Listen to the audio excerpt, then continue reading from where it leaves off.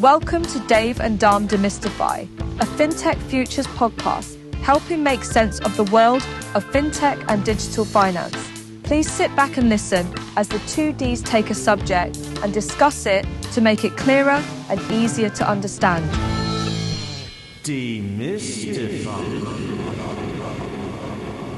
Welcome everybody to the Dave and Dharm Demystify show, and this week we're going to demystify vibe coding. Who better than our regular technology guru, Sergio Gago? Some of you might remember Sergio from Moody's, but Sergio, do you want to just introduce yourself and just let everyone know where you are today? Well, 100%. And thank you very much, Dharmesh and Dave, for having me back. It's so good to see you again and to participate on your show once again, even though now I changed my hat, right? And we talked in the past, almost 2 years ago, about the realities of quantum computing and AI as it was, 2 years ago. And now an eternity later, in the era of AI, 2 years feels like 2 decades. I moved almost a year ago to be the Chief Technology Officer at Cloudera, which is one of the leading companies in big data. Congratulations. And I'm having a lot of fun doing something like what I used to do with Moody on using AI to revolutionize the financial industry. Now I can do that in all the industries as a whole and having a lot of fun along the way. Great. Today we're going to talk about vibe coding. And for the benefits of people like Dave, who I'm sure hasn't tried vibe coding, or have you, Dave? No, I haven't. Can you help demystify what is meant by vibe coding? 100%. And if you are like Dave in the public, please go and open your tool of preference today, whether it's Codex by ChatGPT, by OpenAI, Cursor, or Replit, or Bolt, or Lovable, any tool does, and just put in the prompt box your craziest idea of something that you may need, and see how the world evolves and how everything starts working. I'm sure you will not have a production-ready application, but you're going to be able to play with things that otherwise you would have needed weeks of development or months of development or a full team of people working on that. So what is vibe coding? I think last time we spoke, when generative AI was really growing so much and started to spread across organizations, we had things like GitHub Copilot and other companies running these type of coding models. And back then, software engineers, we essentially had these tools to support us on our coding journey. So I had my coding window, my development environment, IDE, and then I would use it to autocomplete or to help me find errors in my code, to help me understand code, to maybe find what is the function or what is the name of the method that I need to use. Essentially gaining 30, 40, 50% performance or efficiency on the coding work. But it was still me on my window, writing the code and then having this little helper supporting me on that job.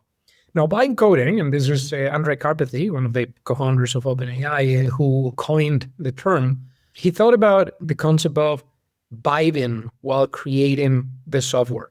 And it comes to a point where you're not even looking at the code anymore. Essentially, your model, your LLM, is creating lines of code much faster than what you can read.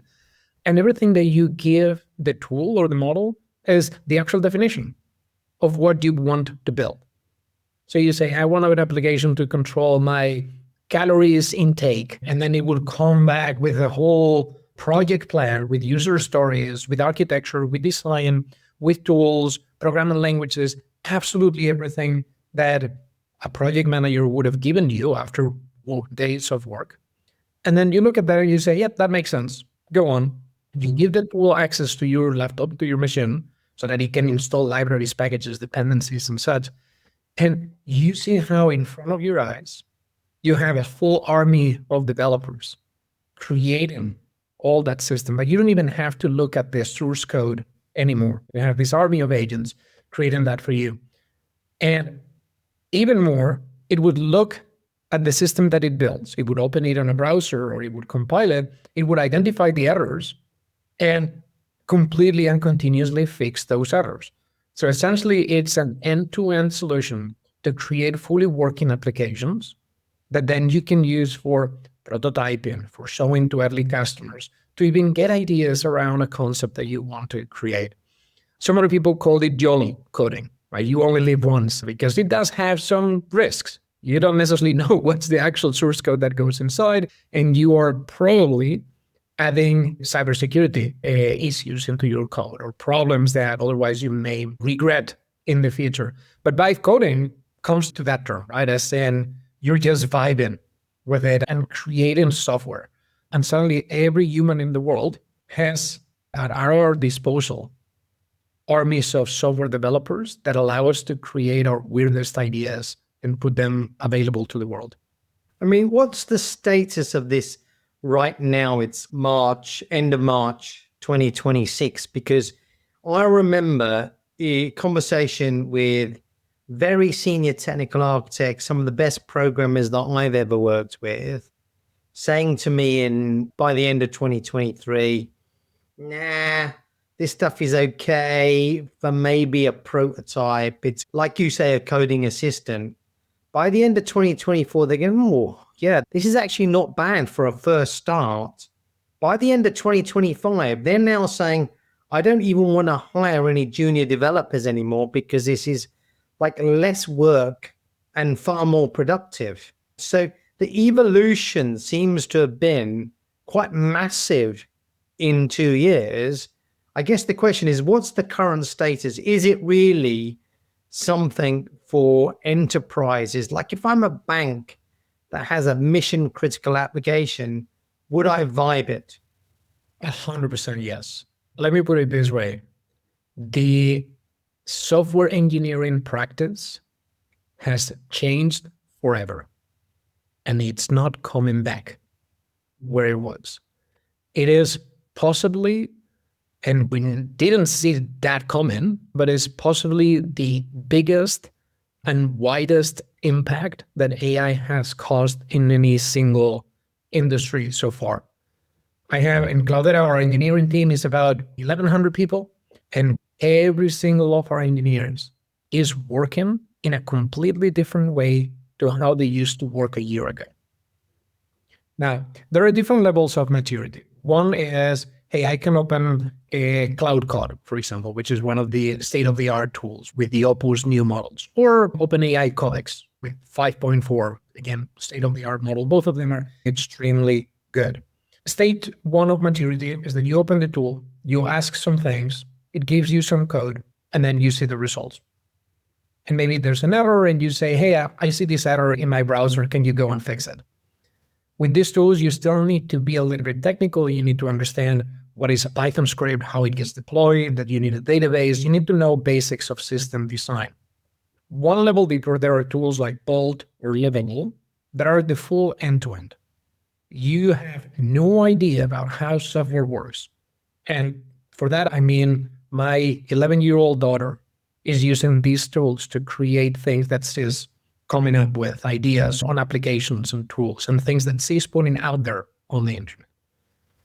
All these things are playable toys that in the past, in the world of startups, we would have called minimum viable products. And we would have found a pre-seed investment round to hire a CTO or a co-founder CTO and a couple of engineers to build all this. So things that in the past would have costed us 6 figures. Now an 11-year-old kid can do that with a $20 a month subscription. That's the level that we're talking. Now, imagine a product manager that usually had to create Figma designs, get a lot of insights from different people, Jira tickets, and had to come up with user stories. And then coordinate with a lot of engineers what exactly we want and how we want to build it for our users. Now, this product manager can use one of these tools to vibe code and iterate a lot over that system and pull in our CSS files, our design files, our material designs, and create something playable, something that our users can actually play with, and show that to actual customers and get real feedback from those things. Is that the final enterprise-grade software? Absolutely not. But that gives us a massive speed up on the software development lifecycle and on understanding if the things that we're building are things that the customers really, really, really want. So that's on bringing people closer to the delivery of the application. But then the next level of maturity is when the software engineering teams take these tools and change their whole workflow completely so that we can build enterprise-grade software with these things. What do I mean by this? Even if you vibe code, you can still instruct your agents to send a pull request, essentially a collection of atomic changes on the code that you send to your repository so that your team evaluates it. So think about how we used to operate in mid to large engineering teams. You had a tech lead or an engineering manager coordinating a team of 5, 6, 10 developers. Most of the time, the engineering manager would spend his time or her time mentoring and coaching the developers and reviewing those pull requests, making sure that we follow coding guidelines, that the code is readable, is testable, all those quality things. So suddenly this engineering manager has automated his full team. And there's one funny thing. For us CTOs, when you become a chief technical officer, when you get into the management branch in a company, you see how your technical work winds down until you hit almost zero. You don't have time anymore for coding. And you can see that on GitHub. You see this little graph with green dots that tells you your activity on how much you've been coding. So your rockstar developers, there's everything in bright green, and you see how they're every day submitting code commits and all that. As you get into management, that is pale green, and then at some point it's nothing. It's gone. Since the advent of vibe coding, you see how CTOs, and I am an example of that, we're starting to get back in the green. But it's not us typing the code ourselves. It's that suddenly we have automated a lot of tasks and jobs on how to essentially create virtual engineering teams that write the code and the software for the applications that we want to build. It's really interesting. And I guess, like, I'm imagining the conversation, or thinking back to the conversation we had 2 years ago, and this probably wasn't on the table 2 years ago. Now we've got kind of junior developers taken out of the equation. I mean, I guess I'm thinking forward 2 years. Does this vibing go up and up to the point where actually you don't actually need a human being to kind of look at what's going on? I mean, you and I, we had a brief interaction, I guess, a year ago around AI 2027, which was this report on, you know, the point of the LLMs is to kind of do the coding, get better at coding, and the more they're better at coding, the more they can code themselves. And it's sort of like this virtuous. So I'm just sort of wondering what your thoughts are in terms of like what's going on. Is this sort of moving further up the kind of chain? Are you saying, Dave, that do we still need to even prompt it? Like if an AI understands banking, can you say like, go off and create a banking system? So my point is more actually at the moment, like if you're in a bank, you would use vibe coding if you're a software developer. You know, if your marketing team turn up and say, look, here's a vibe coded thing, that you would kind of look at it and then go, right, guys, over to us. But in 2 years' time, who knows, will we be in a position where you still need that software developer oversight? I guess is more the question. In a way, what we're doing is commoditizing the act of creating software. And some people refer to this as the SaaS Pocalypse, in the sense of, do you even need a SaaS for something that you need anymore when you can have service as a software? When you can just say what you need, and in minutes, you're going to have an application to do that. I'll give you one example. I had a need. I had my smartwatch and all those things, but still I couldn't get around tracking my food intake calories. It was always painful and trying to find, how much am I eating or something. So I ended up by coding an application that was a simple app on my phone. I would take a picture of whatever I had in front of me that I was about to eat, and it would automatically extract, the calories, all the carbs, all the proteins, all that stuff, and then we'd have nice dashboards and so on for me. Was it completely accurate? No, but neither was my Garmin or my Fitbit or anything like that. So it took me about 20 minutes to have, from a prompt to a little mobile application that running, and I'm still using that today. Now there are hundreds of apps that charge you 10, 15, $5 a month for doing that. Will you ever need such SaaS anymore? Now, one twist on that, you mentioned vibe coding or coding agents being essentially the commoditized element for anybody else in the company. Imagine you could have an agent that is living 24/7 and is looking at your KPIs, at your metrics. Maybe you have an e-commerce shop and is looking continuously at the orders that come in, at the page views, at the user behavior, all those things, like a marketing person would do. Except it looks wider and deeper and has full access to the database and full access to all those information, can go into the internet and even do all those crazy things. This agent can automatically identify a trend as it's happening and maybe modify your front page to create an ad hoc campaign that maximizes your sales, just because it happens to be raining in London today. And then, boom, it identifies, it does an A/B test, and every single person in that region gets an ad hoc London raining again coupon for you to buy on my e-commerce shop. This same agent can be working in finance, can be looking at in a credit risk environment, right? Can be looking at the world news and stories and the ratings and all that information and make like decisions that otherwise would take humans to look at thousands of pages of information and get in all those insights, and then create a piece of software ad hoc for that need in that very specific amount, in that specific time of the day or in that situation in the world. But there has to be a need. And that need is, I believe, what we humans can bring to the table. So back into the story with my daughter, the first time I put her in front of Lovable and I say, look, this is a magic thing that helps you create anything you want. And then she stared at the screen and didn't really know what to do. Like, well, what do you mean, Dad? I think about an application. What application? Okay, maybe something that to help you with your math homework or something. Okay, so I had to guide her to decide what she wanted. It's a completely new tool that before we didn't even knew we needed.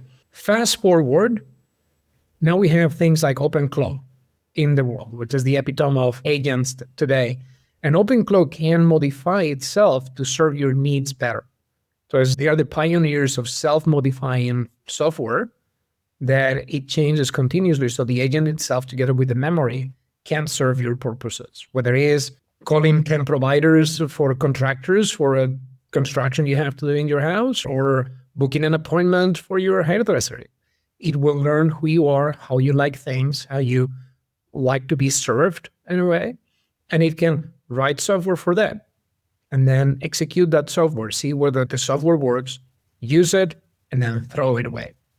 Can I just say one thing? Because I'm getting deja vu here. And Sergio, I think you're possibly a little bit too young for this to remember, but in the 90s, I don't know if you do remember, you're probably at school, right? In the era of the PC, we had the client-server revolution, right? And at that time, I was writing C, C++ code. And then suddenly we were doing some work with Microsoft and they launched Visual Basic. And it really dumbed down kind of Windows development. 150 lines of code to get Hello World up went to a point and click and a drag of a text box. That was it. And we were like, wow. Like instead of 150 lines, we just click and draw and drag and drop.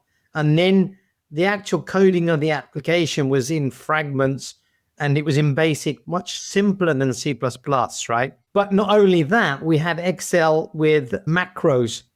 And so suddenly we had this explosion across the enterprise because A, the cost of the PC was not like buying time on a mainframe.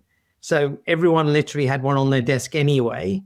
And B, it wasn't a huge leap to kind of understand something like Visual Basic or Excel macros. And so suddenly we had this growth of shadow IT, what we call shadow IT, where they were creating these little applications for themselves, whether they were macros or VB things. And suddenly everyone was like solving their own problems. The problem was that when anything went wrong, they still needed IT, and IT didn't know about any of these applications. The other thing was that it worked well maybe for 1 or 2 people, but when they wanted it to work across an entire enterprise, they still needed IT to create an enterprise solution. And then suddenly we're thinking, well, hold on a sec. All of these things have been solving point problems. Actually, if we step back and we redesigned it as an IT architect, then we'd have come up with a better solution. So my question, I guess, now is, can we get the agents to learn things like architecture, reuse, flexibility, designing with patterns that give us greater, like I say, flexibility or the ability to change over time? Can they do all of that as well? Otherwise, we're just creating this mess of a problem that we had with shadow IT and the client server explosion, right? 100% they can. So those are the 3 maturity stages that I see on vibe coding or in agentic coding. We talked about the first level of maturity, which is one individual opening codecs, opening cloud code, and creating something, a point solution for a given need. Shadow IT, shadow vibe coding, if you will. Maybe even using a personal private account of Anthropic to build this and then leveraging that. And this individual may need that shadow IT application to access some company's data. Imagine this is a sales rep that is trying to optimize his schedule or trying to optimize the way he engages with customers and wants this agent to access the company's Salesforce or the company's SAP and then some of the other databases. So probably that's something that your IT teams and cybersecurity teams will want to put some control around it. And also these vibe coding applications may have cybersecurity problems and such. So it's great for prototyping, but it's not good for anything that resembles a production grade or an enterprise grade application. Still incredibly beneficial, don't get me wrong. And then companies left and right are building more centralized toolings for supporting their sales team, supporting their marketing teams from that more centralized approach with all the security requirements and control models and sets. The second level of maturity is when your engineering teams become 10, 20, 30 times more efficient on creating the software. They are the ones with the system design information and knowledge, with the architecture, with the compliance requirements. They know what we want to build and how we want to build it. But they are not just going into the Codex UI or using Cloud Code command line interface and doing stuff. They have a collection of terminals and interfaces and teams of agents, literally dozens of agents running at the same time. One agent is going into Jira and is seeing what tickets are open. Another agent is looking at bugs and creating tickets with bugs that exist. Another agent is reviewing the work from previous agents. So it's not just me using one of the systems as an engineering manager orchestrating a whole team in a similar way than how we orchestrate our engineering teams of humans, right? If I could show you the screen that I have here on my right, you would see a Tmux screen with 4 agents building software as we speak. And they are interacting with each other, right? To the point that there are now tools, open source applications that are extremely fun, not super useful, but extremely fun, like a video game. Imagine like a Pokemon or a Zelda RPG. And you see each of the agents, it's an 8-bit character that moves in the office and they have their daily stand-ups. They go and talk to each other. What blockers do they have? What are they going to work? And then they go back to their desks and they start coding. What the little video game character says, I am coding, that's an agent actually producing code and making a comment to that code. And there's an agent on this other side of the screen that says, hey, there's a new pull request in the repo, in an actual GitHub repo. And they review that and they say, hey, you built this, but this is not a good way, or you missed this thing, or this can have a cybersecurity flaw. Sends it back. And the other agent says, okay, what do you mean by this? Now I got clarification. So I submitted code improvements on that, and then this one approves, and that goes directly into production. So seeing that in action, all these agents interacting, because it takes time, right? Sometimes building a feature can be 10 minutes of an agent creating code by itself. And then the human is just there, sitting and looking at them. And sometimes sending instructions. Don't go that way. sometimes setting guidelines in the way that we in the past used the coding guidelines and methodologies, and we gave training to our people. So suddenly all those things are real, exist today, and I have them on my screen on my right here. The third level of maturity is when you incorporate all those company definitions and certifications and MOs on the software creation itself, and then you introduce private AI. And by private AI, I mean, how do you make sure that the models that you're using are vetted, validated by your company, are the models that you can use, either from a geopolitical perspective, from a corporate perspective, risk mitigation, and so on. I am okay with using GPT models, but not using Kimi models, for example. That's a common thing that we hear. And making sure that these agents can access the data they need to access from your company, but in a safe way. If you're a financial institution, if you're a bank, some of these agents and the applications they build, they will need to access your data. You probably don't want companies like Anthropic or OpenAI or any other company grabbing that data for you. You need to add the right governance into that. For example, one of the agents may need full access to the financials of your company, knowing how much its customer is paying, if they have bad debt or anything like that. Another agent may need access to HR data, payroll information, because that's the agent for HR. But the last thing that you want is someone using the HR agent and that HR agent telling you what are the salaries for everyone in the company, for example. So the third level of maturity is when you have full control on the pipeline of your models, the models that you choose, the data that goes in, the data that goes out, absolute login, auditing capabilities of what is going on, what your engineers are doing essentially, and for what purposes, and where all the artifacts, all the software that is created is not shadow IT anymore. It's under the umbrella of true governance in the system. In short, what do I mean by this in real terms? Every person in the organization, and in these years to come, every organization will need to provide every employee vibe coding capabilities so that I can build a piece of software that is well controlled, that is well governed, and then I deploy that in a controlled environment so that other people can use it imagine that as a marketplace.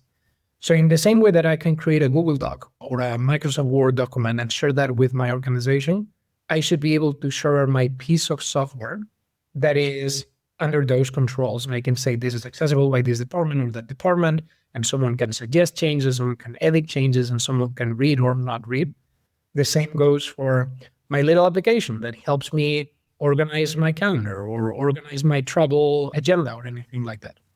I have to say that I would have been skeptical about this, but I experienced through the company that I chair at the moment in the UK called Open Core OS, and what they've achieved with just over a dozen developers in less than a year is a fully US regulation compliant core banking system. And they're at level 3 maturity, which just, is absolutely blows my mind. I have actually a question for Dave, because when I look at this, I actually remember back in 97 when we first met, Dave, and we created an e-commerce team. You had about a third of the organization and 2/3 of it was IT under me. Do you think, from what you heard, we will actually see a reversal of that? I'm just thinking Suresh Balaji talked about having 300 experienced designers. When I hear Sergio, I'm thinking, hold on one sec. Maybe the land is going to shift now so that we have more experienced designers than we have developers because they're so productive with AI. What do you think, Dave? I think short term, yeah.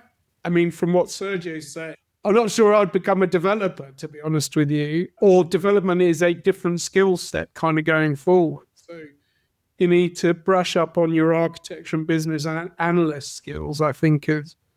So, yeah, I think so. Potentially. I mean, I would say that another bit of me which says, well, actually the experience design bit you can kind of solve with agents as well.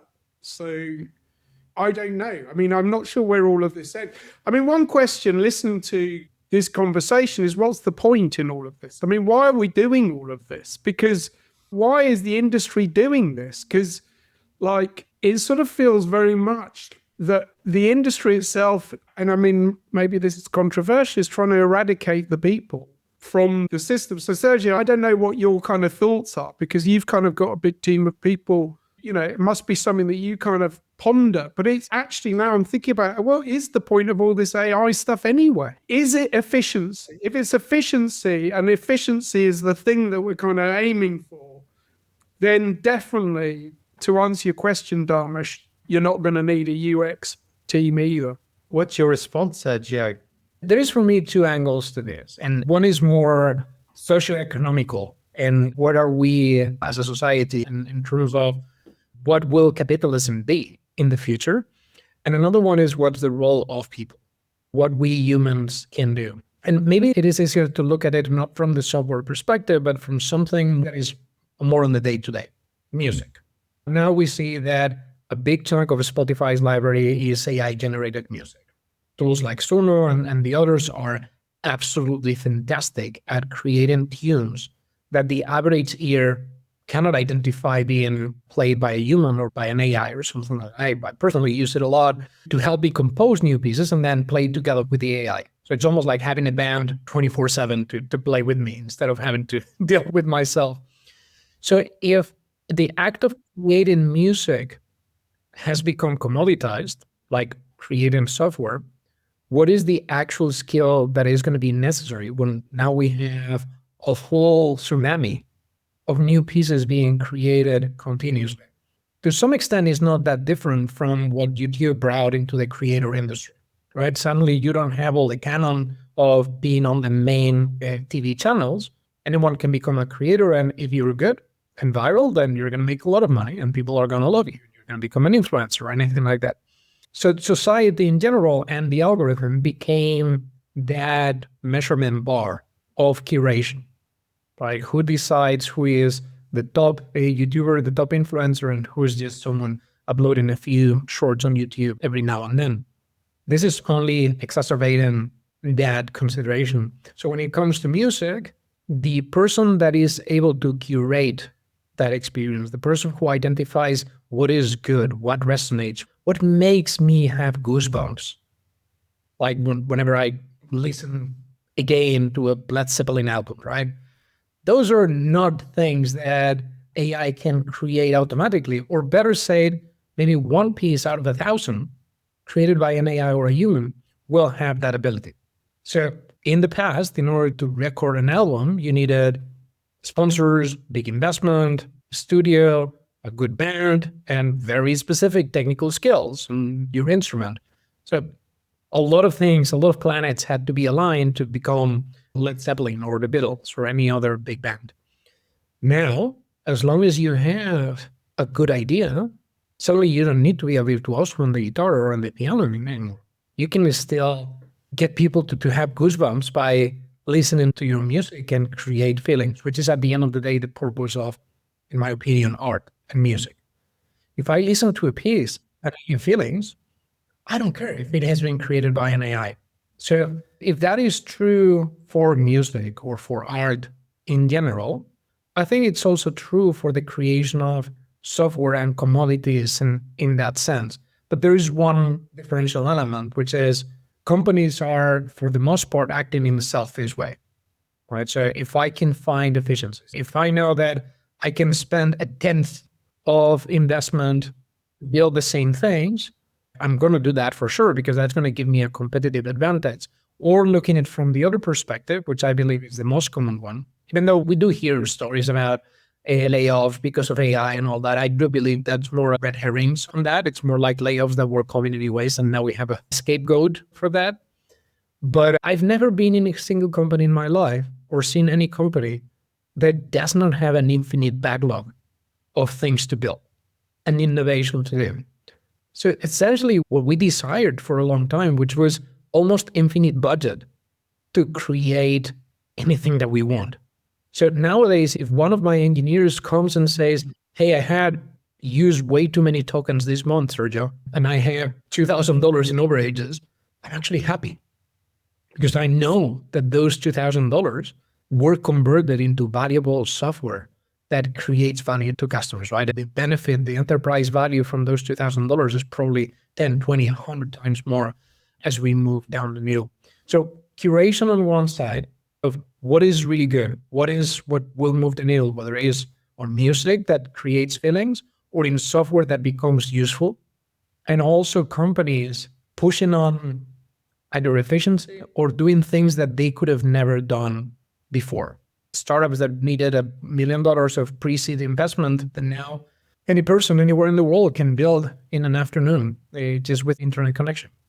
Democratization of technology, I think, is the way I would describe it. 100%. Like now, any person in any country, even with a phone, can create a valid business and make money without access to VCs or business angels or even access to education that tells you how to do coding, right?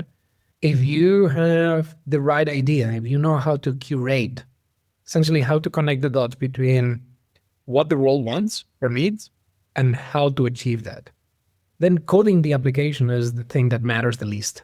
And that's beautiful, I think. Fantastic. Well, it seems like a really good point to finish. So thank you so much for coming on. It's been a really enjoyable conversation. And I'm going to go and vibe code something. I knew we'd convert you. Yeah. Well, I'll tell you, I actually asked Claude, I must have given it enough prompt the other day, because suddenly before my eyes, it was programming a little app. I mean, it was quite extraordinary to watch it. I'd never seen anything like it because I'd never gone to and seen Claude doing the kind of coding stuff. But it was really interesting for me. So I can see the potential. Thank you so much, Sergio. All right. Thank you very much, guys. Thank you for tuning in to Dave and Dharm Demystify. We hope you enjoyed the show. Don't forget to like and subscribe and tune in next time as we take another topic and demystify it.